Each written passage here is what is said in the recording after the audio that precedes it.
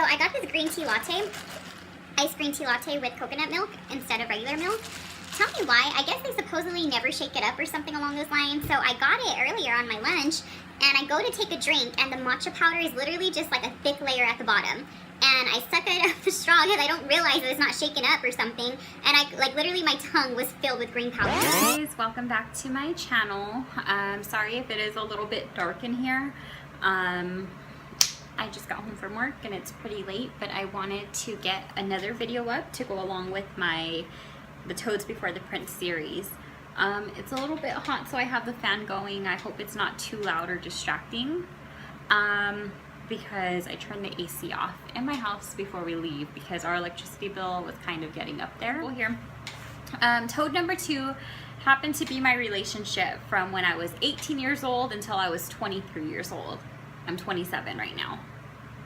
I'm 18 years old and I moved to Texas. And when I moved to Texas, I didn't really fit in. I had just a few months left of senior year, and it was just kind of like an awkward stage in my life.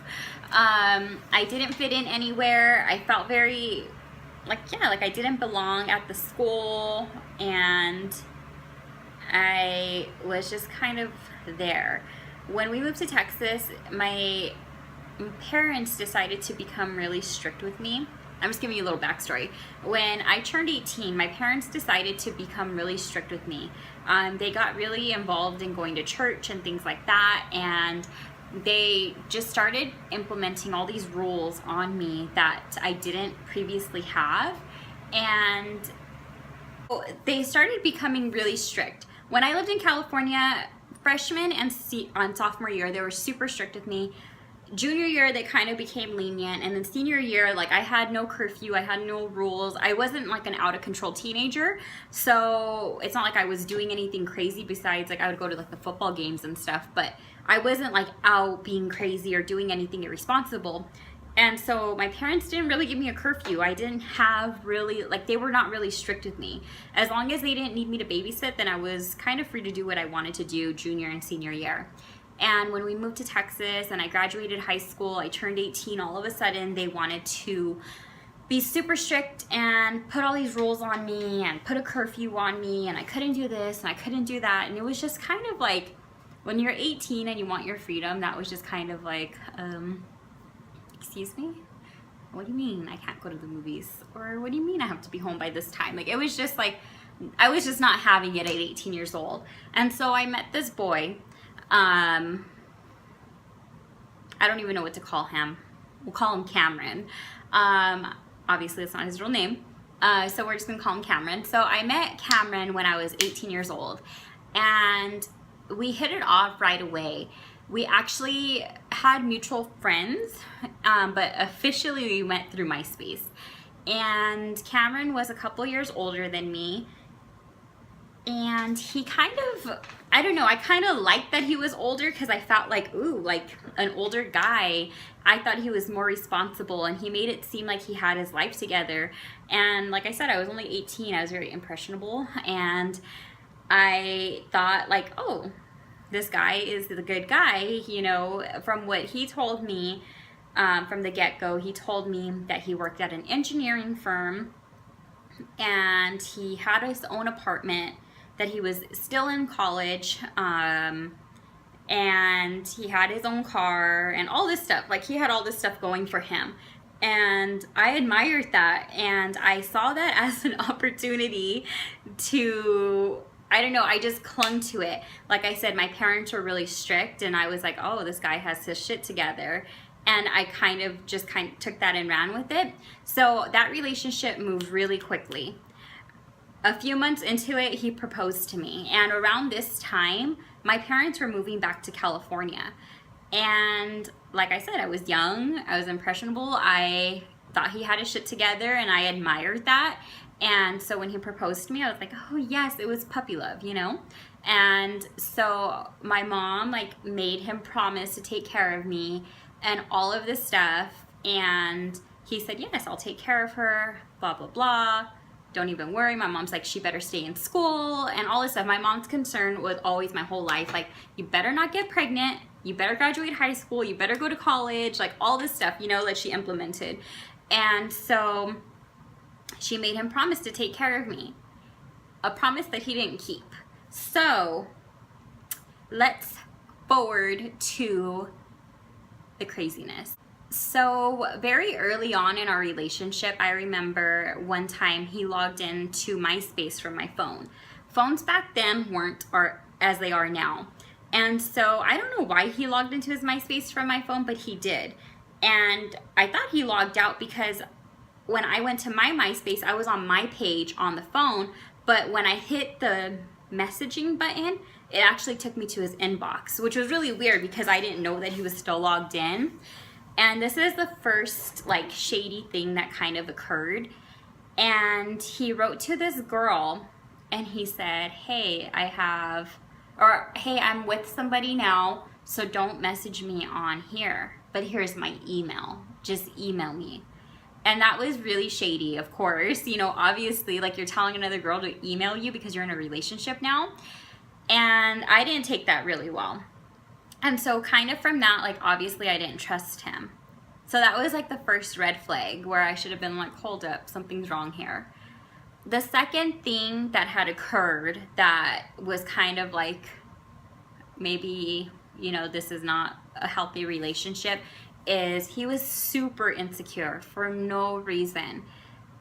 Before I actually moved in with him, I worked at a mall and I was going to college and I had like a part-time job at a department store. And I remember like everybody on that floor, everybody was super cool with each other and it was just like a good time. So I remember one day going to lunch with my friend Yesenia and he was blowing up my phone like, oh, you're at lunch? Oh, like, I don't know, like just talking shit, saying like who was I there with and what was I doing and telling me basically that I wasn't allowed to go out to lunch or something along those lines. And I should have realized like, okay, like who, why, what? Like who are you to tell me that I can't have lunch with my coworker who's a female on top of that? Like, I don't know. He ended up being like super insecure and I started seeing those signs. I remember another time because I didn't have many friends, like I said, in Texas, and Yesenia was one of them. Well, it was like one of my only friends and she lived down the street from me. So another time we were getting our nails done, and obviously when you're getting your nails done, like you can't be all texting on your phone or anything like that because the ladies have your hands. And I remember him blowing up my phone even though I told him, hey, I'm getting my nails done. And I pretty sure that I had to like just tell him like, oh, I'm getting my nails done and I'm gonna go straight home. And because he didn't want me to like hang out with this girl, and this girl was a good girl, like it made no sense like why he was being so insecure.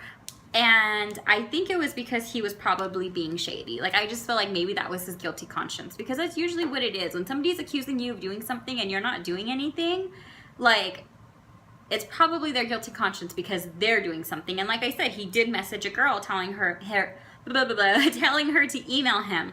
So I started immediately seeing the insecurities, and then we moved in together. And that's when the insecurities got even worse.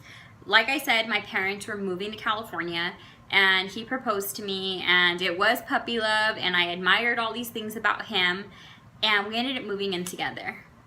Well, when I moved in with him, all of the things that he told me about himself were false. So here I am falling in love with this boy who supposedly had his life together and all of these things going for him. And it turns out he didn't work at the engineering firm anymore. He was actually fired because he kept calling in and all of this stuff, or at least that was the story.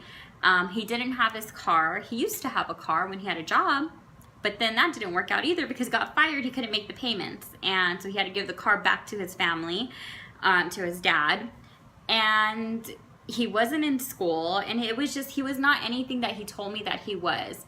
But at this point, like I was already like, you know, a few months into this, my parents were leaving and I don't know why I stayed in Texas, to be honest. Like at that point, that should have been like, oh, like 1,000 million red flags. Like, why are you still going to be here? But I was really tired of being the babysitter. I have 4 younger siblings, and I was always stuck at home with them. And like I said, my parents put all these rules on me, and it was just too much. And I wanted my freedom, and that was my ticket out. And now, in retrospect, I see it. But back then, I didn't really put 2 and 2 together, like that I just wanted my freedom, and I probably could have obtained that some other way. So I stayed.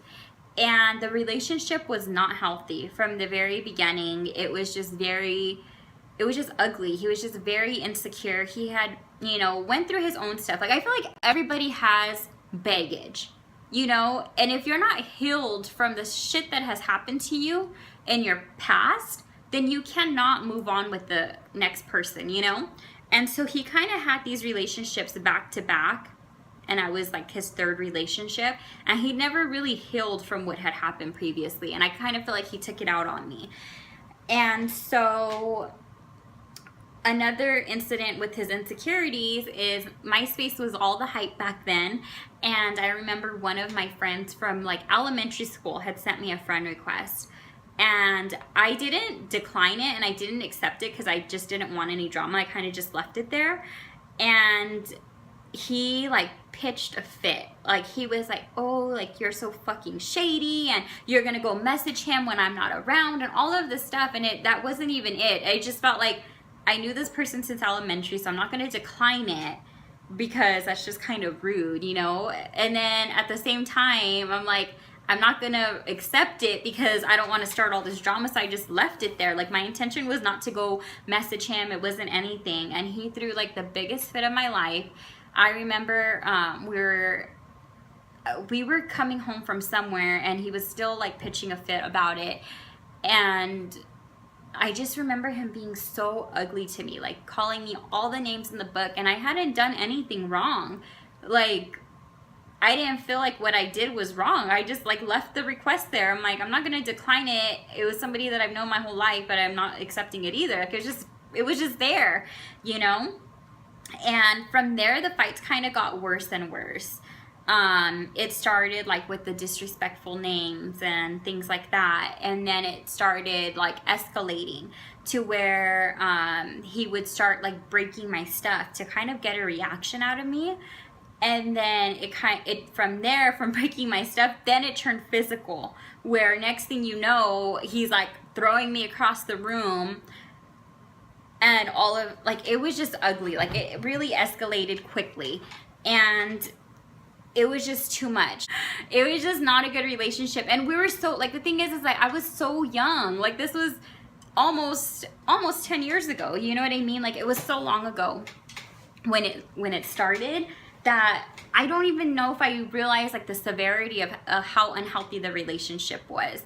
And it was hard because I was in Texas with him, going to school by myself. Like, my family had already moved back to California, so it's not like, oh, I'm just gonna break up with you and go home, like, because it's not like my family was down the street. My family was a few states away, and so it made it really hard. And I didn't mention it, but when we moved in together, we lived with his parents. Not only with his parents, but with his sister and his brother and the brother's wife and the brother's kids, and it was a full house. And anytime we would fight, like I said, it was starting to get physical, and it would be really loud, and the whole house would get involved, like the whole house. And like I said, that was his family. It wasn't my family. And when they would like because they were able to unlock the bedroom door, because the fighting was like every day. It wasn't like, oh, just one fight happened. No, it was every day, it seemed like. And so I remember several times his mom letting herself in the room because you can unlock the door from the outside. And he would sit there all calm and collected after he already broke my stuff, already pushed me across the room, already like, put hands on me, got physical and everything like that. And he would just be like, no, Mom, she's crazy. And I'd be crying like, are you fucking kidding me? Like, tell her what you just did. Tell her that you just put your hands on me. Tell her this, tell her that. And he'd be like, Mom, she's crazy. Look at her. Look at how she's acting. She's crazy. And legitimately made me feel like I was crazy. Like, because he would just be sitting there all calm and collected like, What, did you hear the commotion? Like, because his mom's bedroom was right under ours. Like, I know she heard the commotion, but that was her son. And so she'd be like, well, if he's really, you know, putting his hands on you, why don't you leave? And that was a good question. Why didn't I leave? So this relationship kind of went on, and it was like super unhealthy.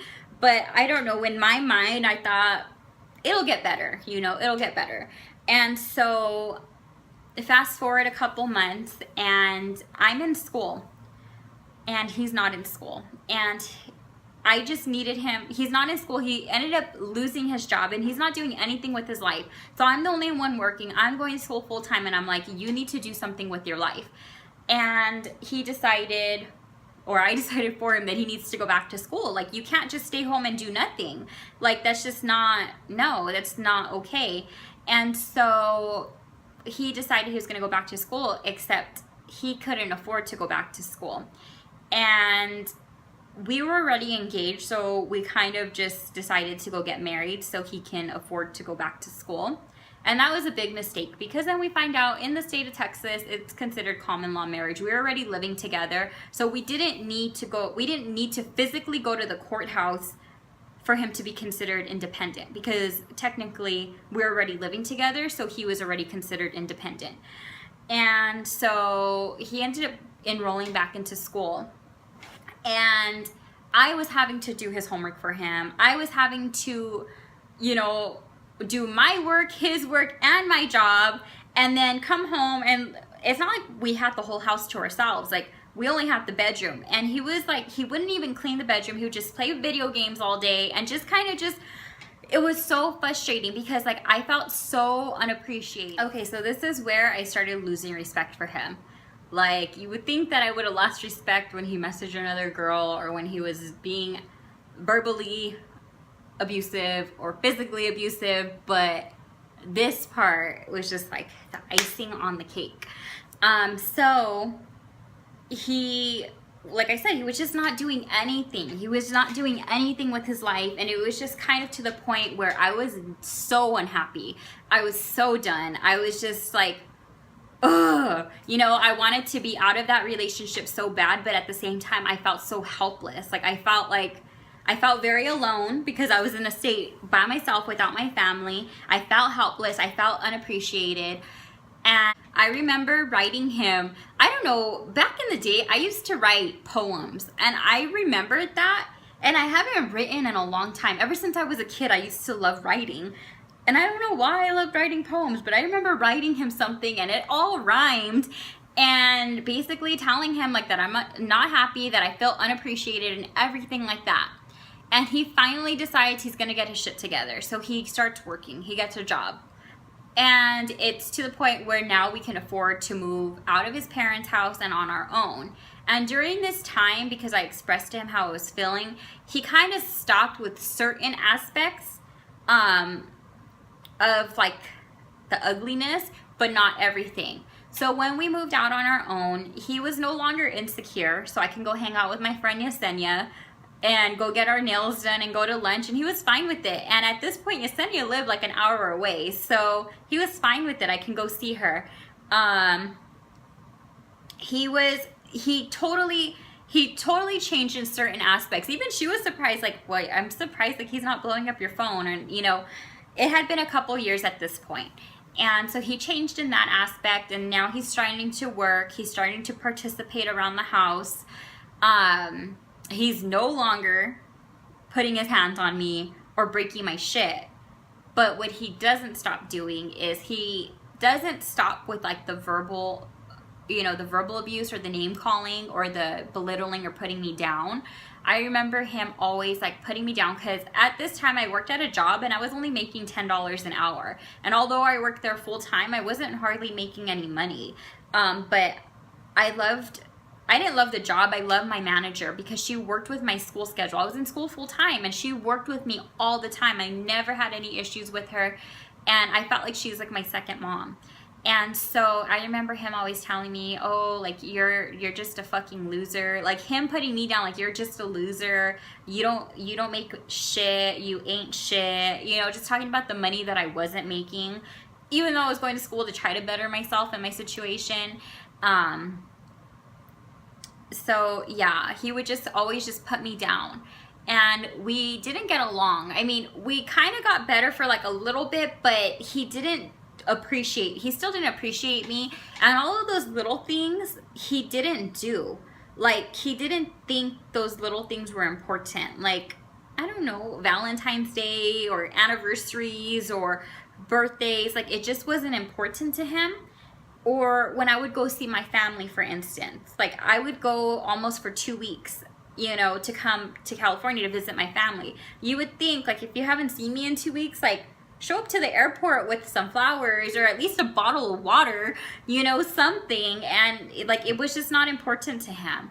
And those little things are important to me. I'm not saying like you have to spend all this money on me. Shoot, write me a love letter or something, like, if you don't have money. So yeah, like, he didn't feel like those little things were important, even though I expressed it over and over again that they were. And it just, over the course of time, it just was not right anymore. Like, I had already lost respect for him. He lost respect for me.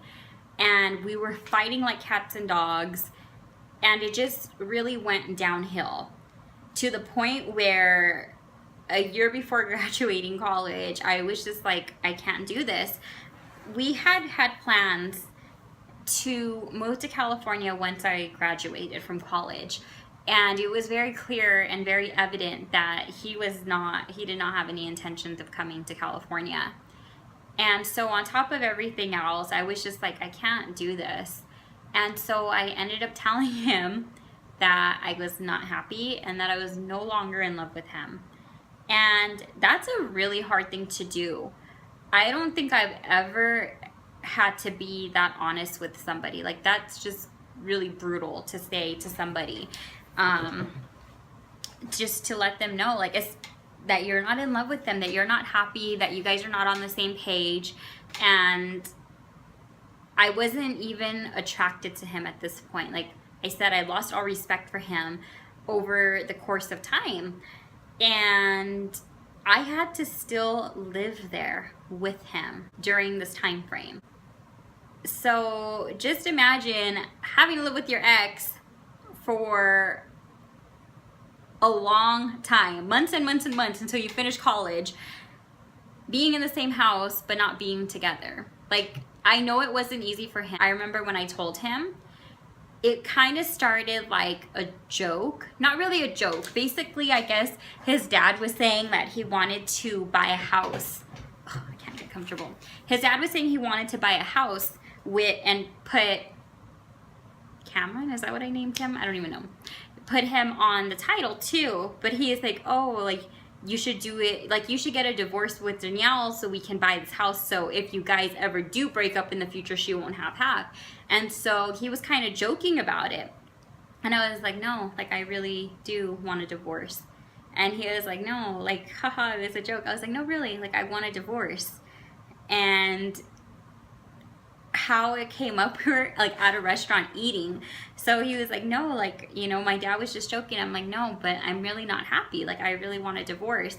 And we went home and he was like, no, like, haha, like, it's not, like, haha, like, it was just a joke. And I'm like, no, but it's not a joke. Like, I haven't been happy for a long time. Like, the way that you treat me is unacceptable. I've already expressed to you the things that I find important. You don't find important. We're just not on the same page. We don't respect each other.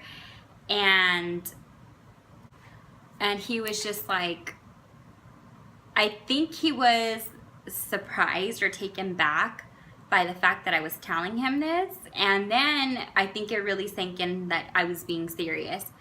And it wasn't easy to do. Like, it's not easy to tell somebody to their face that the relationship is just not working anymore. Especially because, I mean, obviously he proposed to me and he thought like we were gonna spend the rest of our lives together. And this is how I know that he wasn't meant for me. I was super young when I moved out, and we got married the timing that we did for other reasons besides being in love. Like, the relationship just wasn't healthy. And I could never see myself growing old with this person or having a family with this person. And like, that's how you know. Like, I knew that I cared about him during that time frame, but if you can't see like the long term, then obviously they're probably not the one for you. And I was super young and I was super dumb. I mean, that's not a reason to go and get married because you're stupid, but it is what it is. We can only live and learn. And so when I told him, obviously, like I said, he was heartbroken, he was sad, and then like the next day he was super angry. Like he literally went through all those stages of grief, of grieving, like he literally did. Like, and then after that, like I said, we lived together. I started sleeping on the sofa. He slept in the bedroom, I slept in the sofa, and we kind of lived our own separate lives. I focused really hard on school. I focused on myself. I got into working out and taking care of myself and just graduating. That was my ultimate goal. He started going out and partying and like staying out till like 4, 5, 6 o'clock in the morning, which was fine with me. We were not together. And he was just doing his own thing. We decided at that time it would probably be more financially responsible to move in with his mom to kind of save money because we were paying rent where we were at, and his mom was kind enough to give me my own bedroom. So even at his parents' house, I had my own room. We had our separate lives. He was doing his thing. I was doing my thing, which was going to school, working and working out. And that's kind of how it ended. Before we actually moved in though to his mom's house, he, like I said, he was going through all these stages of grief, and he turned like, he snapped. I don't even know. He literally would send me text messages saying things that didn't even occur. Like I told you, like I legit sometimes thought he was crazy. Like how he would like act with his mom when we would be fighting, and then she would come in and he'd be all calm, cool, and collected. Like he was really crazy. So I remember one time his mom coming to the house to bring me blankets, because when I was at school, he took all the blankets and went to her house. This was before we moved out. He took everything and he trashed the whole condo. Like he just trashed it, like left like a huge mess for me to clean up. And I called her and I was pissed. I was like, your son effing took all the blankets, he trashed the, you know, whatever. And so she went to go take me some blankets, and she's like, you know, trying to talk to me like, do you think it's something that you guys can work out? And I'm like, no, I'm not happy. We're not, you know, haven't been happy for a long time. It's just not working. We don't get along. He doesn't respect me, all this stuff. You know, I laid everything out there. While she's at my house, I get a text message saying, next time you pull a knife to my throat, I'm gonna call the cops. I was like, what? Like, this is gonna sound embarrassing. We didn't even own knives at our house. Like, I'm like, really? Next time I pull a knife to you, okay. And I like lost it. I was like, do you see what your son's fucking doing? And I was mad. I showed her the message and I'm like, go through my drawers. Like, we don't even have knives in the house. Like, if we needed a knife, his mom lived down the street, we would go to her house and borrow a knife. We never even bought a knife set. Like, we were really broke back then, okay? Like, what are you talking about? And then another time he texted me, oh, next time, something about like your STD medication. I don't even know what he was talking about. Oh, go tell your little boyfriend to go get your STD medication. I'm like, what boyfriend and what STD, fool? Like, what are you talking about? Like, he was really like losing his marbles because he was losing me, you know? Like, I think he was just texting whatever shit just to get under my skin. And then we ended up moving on with his mom. And when it started getting closer to the date that I was actually leaving, I kind of felt like him and his mom were really bullying me. Like I said, I didn't have anybody. And when he wasn't working, I accumulated a lot of debt. I was paying for a lot of things in my name and stuff like that. So we had already come up with an agreement of what he was going to pay me back for taking care of him all those years and, you know, putting things in my name. And I remember like we had come up with an agreement for one number. And then him and his mom like bullying me, telling me to sign a paper to where it would be less money. And like, it was just like a very ugly, you know, she was kind enough to let me stay there, but whenever he was upset, she would take a side and like they would just come, and it would just be like so much drama that like I didn't even need. And it kind of, yeah, I graduated college. It's crazy though, because the only people that were at my graduation, because we had a bad snowstorm, so my parents couldn't even make my college graduation, was him and his mom. And they were kind enough to take me to breakfast afterward, but that was pretty much it.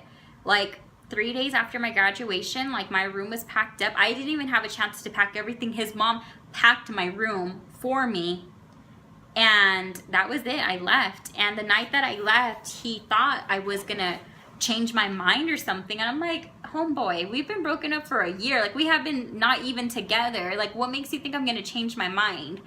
And I remember it being like a rainy day, and I had to be cordial with him. We lived in the same house. You got to understand, like, we had to be cordial, but he would get into his little moods, I guess, because he would actually realize, oh shit, she's really leaving, and he would just snap, you know? And so I remember, like, my last day there, we went out to eat to, like, my favorite place in Texas or whatever, and he's like, so you're really leaving? And I'm like, yeah, I'm really leaving. And he acted normal during, like, the dinner, but when I went home to go get my last box in my car, I remember him just breaking down, crying and crying and crying. And, like, I was like, I'm sorry, like, you know, like, obviously you don't want to see somebody crying like that, but the relationship was over. And, you know, I felt bad, you know, but it is what it is. Like, I feel bad. I don't want to make somebody cry, but we've been broken up for a long time. Like, did you think that this was a joke? Did you think that I was going to stay? Did you, like, I don't understand what his thought process was. And we stayed cordial. Like I said, like, we had a financial plan. He owed me money, so we stayed in communication. We had, like, joint accounts. He was still on my cell phone plan during this time back then. We had, you know, the same cell phone plan, and he was kind enough to continue to help pay that bill because it was part of the money that he owed me. I mean, he could have, like, completely just not paid me anything, and it could have been, like, you know, whatever, but we stayed cordial. We stayed in contact as friends after he realized that, oh shit, like, she really is gone.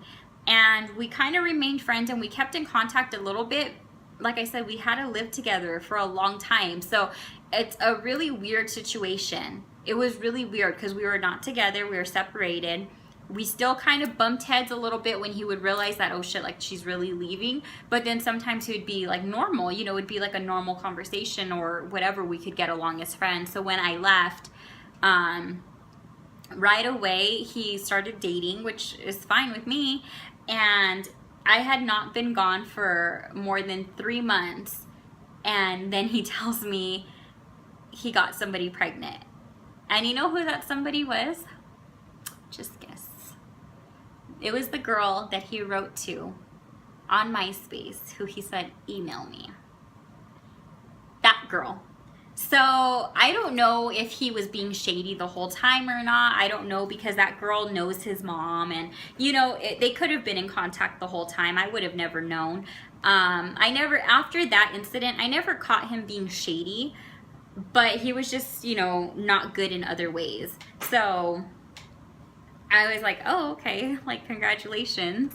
And yeah, so he got her pregnant, and like I said, we were cordial. We stayed in contact, whatever.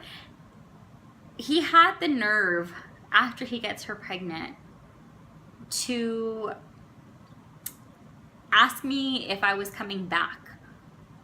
Boy, what? Like, we were not together for how long? And then now you knock somebody up. Like, what are the chances? Do you really think that I'm gonna come back? I don't know. I don't hate this person. Like I said, we had to leave, like, on normal terms. I had to get along with him because I was living there at his parents' house, you know? Like, I didn't hate him when I left, but at the same time, like, why would you think that I'm coming back? Even, he knows where I work, because like I said, when we had kept in contact when I had moved back to California, just as friends, and just usually not even as friends. We were just cordial, like, hey, like, I transferred you the money, or hey, I paid that bill, or, you know, things like that. It wasn't like, oh, we're just BFFs, like, talking every day. No, it was not like that.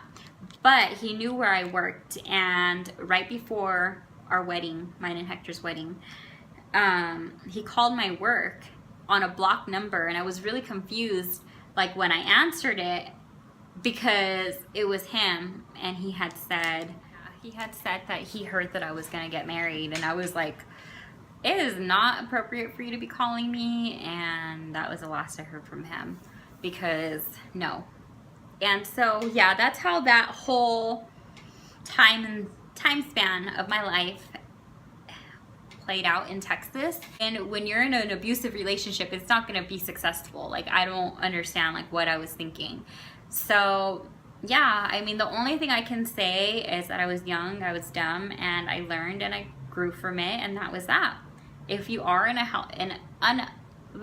if you're in an unhealthy relationship and he's physically abusive, verbally abusive, shady as fuck, just get out. Like, there's no reason to waste your time. I feel like the only good thing that came out of that whole situation is I got my bachelor's degree. I feel like God had me in that state for a reason, and that reason was to get my degree.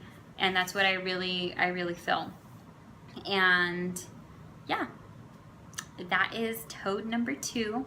There is one last story coming before I met Hector, and that would be the last one before I met the one. So yeah, guys, stay tuned for my next story time of toad number 3. Hope this wasn't too long for you guys. Thank you so much for tuning in. Please subscribe if you haven't already, and I will see you in my next video. Bye, guys.